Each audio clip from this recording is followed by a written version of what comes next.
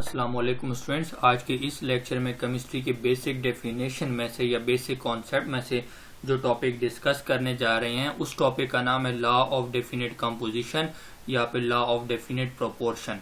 अब ये जो लॉज बनाए गए हैं ये कैसे बनाए गए हैं, जिसको हमने लास्ट टाइम जो लॉ को हमने डिस्कस किया था जिसको हम law of conservation of mass कहते हैं। ये शुरू में जितने भी केमिकल प्रोसेसेस हो रहे थे, केमिकल रिएक्शन हो रहे थे, तो उस केमिकल प्रोसेसेस को जो केमिस्ट थे वो बहुत गौर से देखते थे कि इस केमिकल प्रोसेस में क्या चेंजेस आ रही हैं, केमिकल रिएक्शन में किस तरह की चेंजेस आती हैं, और उन चेंजेस को जब ये ऑब्जर्व कर रहे थे, ऑब्जर्वेशन कर रहे थे, उसी ऑब्जर्वेशन से उन्हीं ऑब्जर्वेशन से उनको जो जो इंफॉर्मेशन मिलती गई, जिस तरह का आइडिया उनको मिलता गया, जिस तरह के रिजल्ट उनको मिलते गए, उन सारी इंफॉर्मेशन को उन्होंने समराइज किया, कुछ जनरलाइजेशंस की फॉर्म में उसको समराइज किया, और समराइज करते करते उन्होंने केमिकल चेंज के बारे में, केमिकल चेंज के लिहाज से 3 लॉज हमारे सामने पेश किए। उन 3 लॉज में से जो फर्स्ट लॉ है जिसको हमने लास्ट टाइम डिस्कस कर लिया वो है law of conservation of mass. Second law जो पेश किया वो है लॉ ऑफ डेफिनेट प्रोपोर्शन।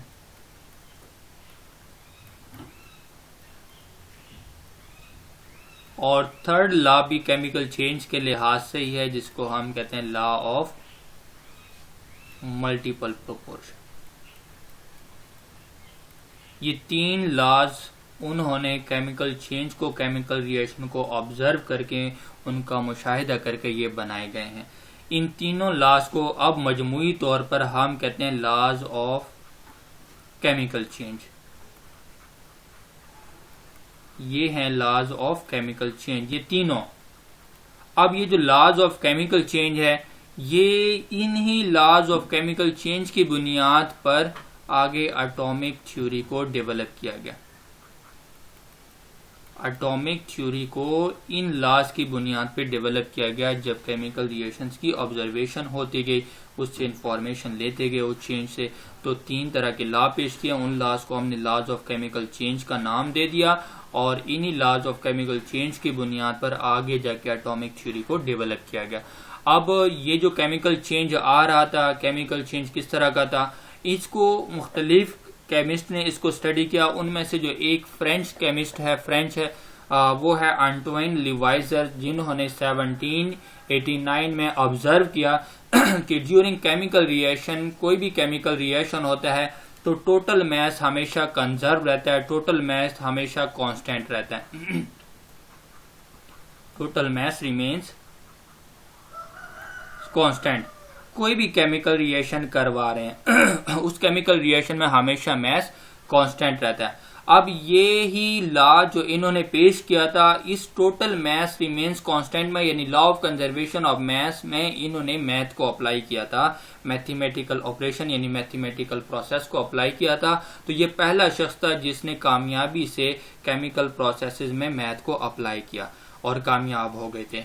उसके बाद तकरीबन थोड़े ही अरसे बाद, जो लगभग 3 साल लग गए थे, आफ्टर 3 इयर्स, जर्मनी का एक केमिस्ट जिसको जर्मियस रिच्टर कहते हैं, इन्होंने ऑब्जर्वेशन पेश की, कुछ सजेशन दी। इन्होंने कहा कि जब ये केमिकल रिएक्शन को स्टडी कर रहे थे तो उस दौरान इन्होंने जो ऑब्जर्व किया वो उसी ऑब्जर्वेशन को एक प्रोज की फॉर्म में बाकी केमिस्ट के सामने पेश किया। ये कहते हैं कि कोई भी केमिकल रिएक्शन अगर होता है, केमिकल रिएक्शन करवा रहे हैं, अगर हमें रिएक्टेंट्स के मास का या कंपोजिशंस का पता है, रिएक्टेंट्स की कंपोजिशन मालूम होने से उसे हासिल होने वाले प्रोडक्ट्स की कंपोजिशन भी हम आसानी से मालूम कर सकते हैं।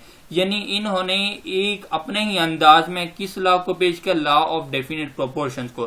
लेकिन इन्होंने जिस अंदाज में इस लॉ को पेश किया, कहते हैं कि अगर आपको रिएक्टेंट्स के कंपोजिशंस का पता है तो इससे हासिल होने वाले प्रोडक्ट्स की कंपोजिशंस का हम पता लगा सकते हैं।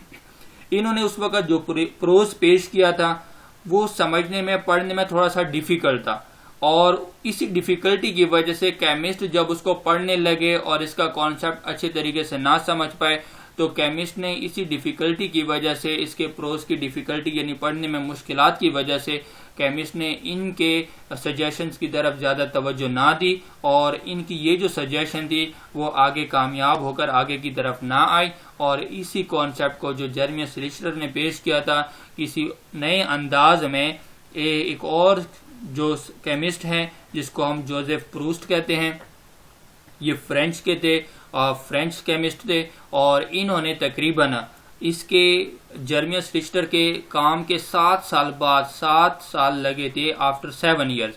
तो जोसेफ प्रूस्ट ने भी आगे वही ऑब्जर्वेशन आगे पेश की और इसको एक नए अंदाज में पेश किया। ये कहते हैं कि कॉपर कार्बोनेट को जब मैं बनाता हूं या कॉपर कार्बोनेट को किसी मेथड से भी मैंने बनाया तो एक चीज मैंने ऑब्जर्व की और ये ऑब्जर्व किया कि कॉपर कार्बोनेट की कंपोजिशन परसेंटेज बाय मास हमेशा कांस्टेंट रही है, चाहे कोई भी सोर्स हो इसका और चाहे कोई भी मेथड ऑफ प्रिपरेशन हो। ना तो इसकी कंपोजिशन मेथड ऑफ प्रिपरेशन पे डिपेंड करती है, ना तो इसकी कंपोजिशन सोर्स पे डिपेंड करती है। आप कोई भी सोर्स ले लें, आप कोई भी केमिकल रिएक्शंस करवाएं, लेकिन कॉपर कार्बोनेट की कंपोजिशन मुझे हमेशा एक जैसी मिली, इसमें कोई चेंज नहीं आया। तो इसी कॉन्सेप्ट को आगे लेके आगे और जो केमिस्ट थे उन्होंने मजीद रिएक्शन को स्टडी किया, उसको स्टडी करते रहे और जो जोसेफ प्रूस्ट ने आइडिया पेश किया था उनको भी ऐसा ही बिल्कुल वही ऑब्जर्वेशन मिली जिस तरह जोसेफ प्रूस्ट ने ऑब्जर्व किया। तो इसी जोसेफ प्रूस्ट के आइडिया को आगे लॉज की फॉर्म में पेश किया और लॉ हमारे पास डेवलप हुआ, उसको हम कहते हैं law of definite proportion. Law of definite proportion. अब ये जो लॉ ऑफ डेफिनेट प्रोपोर्शन है ये कहता क्या है ये क्या कॉन्सेप्ट देता है? ये कहते हैं कि all chemical compounds are found to have a constant composition irrespective of their method of preparation or sources. तमाम केमिकल कंपाउंड्स आप कोई भी लेंगे उसकी कंपोजिशन हमेशा कांस्टेंट होगी, चाहे आप इसको जिस मेथड से मर्जी बनाएं या कोई भी इसका सोर्स हो, आपको हमेशा उसकी कंपोजिशन कांस्टेंट मिलेंगी। वो जहां से भी ले रहे हैं, किसी भी तरीके से इसको हासिल कर रहे हैं, उसकी कंपोजिशन पे कोई फर्क नहीं पड़ेगा। मिसाल के तौर पर मेरे पास H2O है, H2O में हम देखते हैं कि 2:1 के लिहाज से, मोल के लिहाज से, यानी मुझे 2 हाइड्रोजन एटम चाहिए और 1 ऑक्सीजन एटम चाहिए, तो ये आपस में मिलेंगे और क्या बनाएगा? पानी का एक मॉलिक्यूल बनाएगा। और ये कंपोजिशन हमेशा इसकी कांस्टेंट रहेगी, चाहे आप टैप वाटर ले लें। सोर्स क्या है? फर्स्ट करो टैप वाटर सोर्स है पानी का। इसी तरह सी वाटर देख लेते हैं, इस तरह रिवर वाटर ले लेते हैं, लेकिन आपके पास हमेशा क्या रहेगा? ये कंपोजिशन हमेशा सेम रहेगी। इसी तरह अगर आप कोई भी chemical process, any chemical reaction, किसी भी केमिकल रिएक्शन से इसको बनाएं तो आपको फिर भी पानी में हाइड्रोजन और ऑक्सीजन की कंपोजिशन हमेशा सेम मिलेगी। मिसाल के तौर पर अगर हम हाइड्रोजन और ऑक्सीजन को इग्नाइट करते हैं, इसको जलाते हैं, तब हमें क्या मिलता है? पानी बनेगा। और ये जो पानी बन रहा है ये हमने किस सोर्स से बना है? हाइड्रोजन और ऑक्सीजन के जलाने से, यहां से हमने पानी हासिल किया। अब अगर हम देख लेते हैं कि मेरे पास कॉपर सल्फेट डॉट पेंटाहाइड्रेट है, वाटर ऑफ क्रिस्टलाइजेशन इसके पास 5 है, मैं इसको हीट करता हूं, कॉपर सल्फेट है और इससे 5 पानी के मॉलिक्यूल निकल आते हैं। तो यहां से मैंने पानी कॉपर सल्फेट से हासिल किया और इस यहां से पानी हाइड्रोजन और ऑक्सीजन को रिएक्ट करवाने से हासिल किया। तो हम अगर इसमें केमिकल कंपोजिशन देखें हाइड्रोजन और ऑक्सीजन की और यहाँ पे देखें तो हमें सेम ही मिलती है कंपोजिशन। तो इसका मतलब यह है कि आपके पास कोई भी सोर्स हो, किसी भी सोर्स से आप केमिकल कंपाउंड को ले लें या कोई भी मेथड ऑफ प्रिपरेशन हो, हमेशा आपको केमिकल कंपोजिशन सेम मिलेगी। अब अगर हम रेशो के लिहाज से देखें तो मेरे पास H2O में 1 ऑक्सीजन होता है और 2 हाइड्रोजन। एक हाइड्रोजन का एटॉमिक मास 1 होता है और 2 का कितना हो जाएगा? 2, और ऑक्सीजन का 16 है। ये आगे 2 पे डिवाइड होते हैं, 2 पे डिवाइड करके सिंपल रेशो हमारे पास क्या आ जाएगी? 1:8। 1:8 बाय मास के लिहाज से ये जो मुझे कंपोजिशन मिल रही है, पानी हमेशा इसी अंदाज में बनेगा, 1:8 के लिहाज से, बाय मैस के लिहाज से हाइड्रोजन और ऑक्सीजन मिलेंगे और ये पानी बनाएंगे, ये हमेशा कांस्टेंट रहेगी ये कंपोजिशन। इसका मतलब ये है कि 1 हाइड्रोजन के 1 ग्राम या हाइड्रोजन के मैस के लिए आपको कितने ग्राम ऑक्सीजन चाहिए? 8 ग्राम ऑक्सीजन चाहिए। या फिर आप ये भी कह सकते हैं कि 8 ग्राम ऑक्सीजन को रिएक्ट करने के लिए 1 ग्राम हाइड्रोजन की जरूरत होती है पानी बनाने के लिए। ठीक है, ये कंपोजिशन क्या रहेगी? हमेशा कांस्टेंट रहेगी। इसी तरह अगर हम एक और एग्जांपल ले लेते हैं, NaCl है, सोडियम क्लोराइड। NaCl है, इस सोडियम क्लोराइड में एक सोडियम है और एक क्लोरीन है। सोडियम कितना है? 23 है और क्लोरीन कितना है? 35.5 है। इसको 23 पे हम डिवाइड करते हैं तो ये 23 पे डिवाइड किया और इसको भी 23 पे डिवाइड कर देता हूँ, सिंपल रेशियो ले आते हैं, ये आ जाएगा 1 और ये आ जाएगा 1.54।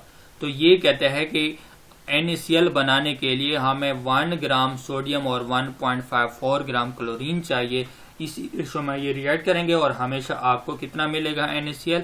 2.54 ग्राम NaCl मिलेगा, क्योंकि law of conservation of mass क्या कहता है कि आपके पास जितने रिएक्टेंट होंगे, रिएक्टेंट का मैस होगा, उतना ही मैस आपके पास प्रोडक्ट का होना चाहिए।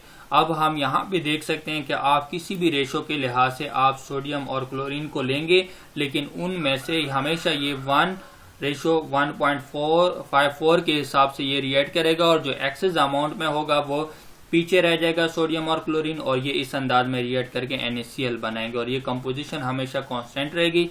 इसका मतलब है कि 1 ग्राम सोडियम को रिएक्ट करने के लिए 1.54 ग्राम क्लोरीन चाहिए NaCl बनाने के लिए। दूसरे अंदाज में हम ये कह सकते हैं कि 1.54 क्लोरीन को रिएक्ट करने के लिए 1 ग्राम सोडियम चाहिए NaCl बनाने के लिए, तो ये कंपोजिशन कांस्टेंट रहेगी। ठीक है, ये कंपोजिशन कांस्टेंट रहेगी। और ये किसको डिफाइन करता है, ये किसको प्रूव करा है? लॉ ऑफ डेफिनिट प्रोपोर्शंस को या लॉ ऑफ कांस्टेंट कंपोजिशंस को ये प्रूव कर रहे हैं। और अगर हम हाइड्रोजन और यहाँ पे H2O में अगर हम परसेंटेज के लिहाज से बात करें तो परसेंटेज के लिहाज से इसमें हम हाइड्रोजन को देखते हैं, ये 11.19% हमें हाइड्रोजन हमेशा लेना पड़ेगा, इतनी परसेंटेज हाइड्रोजन की होती है। और ऑक्सीजन की परसेंटेज 88.81%। इस परसेंटेज के लिहाज से हाइड्रोजन और ऑक्सीजन मिलते हैं और पानी बनाते हैं। उम्मीद है आप लोगों को इस लॉ की समझ आ गई होगी। इस लेक्चर को लाइक करें, शेयर करें और हमारे चैनल को सब्सक्राइब करें। अपना ख्याल रखिएगा। अल्लाह हाफिज।